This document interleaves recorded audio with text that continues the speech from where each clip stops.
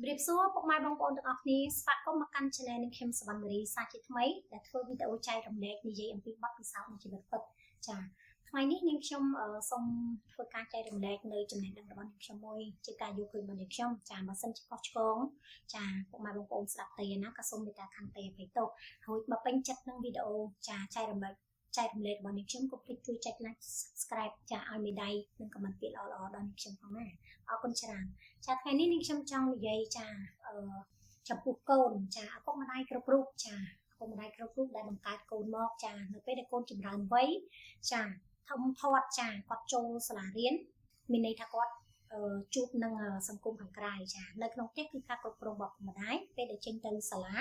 ឬក៏ទៅធ្វើការគឺគាត់ជួបជាមួយនឹងប្រស័យតាក់ទងជាមួយនឹងមិត្តភក្តិខាងក្រៅចានិយាយចំគឺមជ្ឈដ្ឋានជំនាញខ្លួនគាត់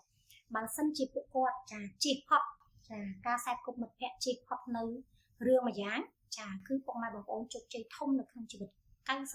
ម្រាប់ការយកឃើញរបស់ខ្ញុំការជៀសវាងនោះគឺបែបណាចាគឺការខ្សែគប់មិត្តភក្តិ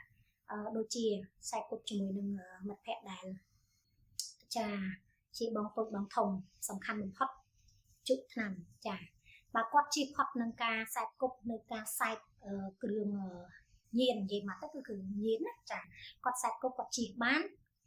គាត់អត់ខ្សែគប់គាត់ជិះបាននោះគឺជោគជ័យធំបំផុតនៅក្នុងជីវិតរបស់ខ្លួនឯងព្រោះថានៅពេលដែលកូនយើងចាគាត់ឈានចូលអត់ឈានជើងចាចូលទៅក្នុងពុកបែបនោះគឺថាយើងពិបាកនឹងអូសទាញគាត់ត្រឡប់មកវិញណាចាអញ្ចឹងឪពុកម្ដាយដូចពាក្យចាស់មកពោលថាកាត់ទឹកមិនដាច់កាត់សាច់មិនបានចាបើយើងឃើញកូនធ្លាក់ចូលទៅក្នុងសភាពបែបនោះគឺឪពុកម្ដាយនឹងពិបាកចិត្តរហូតដល់ថ្ងៃស្លាប់ចាពុកម៉ែបងប្អូនយល់ដូចនាងខ្ញុំទេបើសិនជាយល់ដូចនាងខ្ញុំកុំភ្លេចណាជួយ comment នៅពាក្យវីដេអូល្អៗនៅក្រោមវីដេអូរបស់នាងខ្ញុំផងអរគុណជួបគ្នានៅវីដេអូក្រោយទៀតចាអរគុណ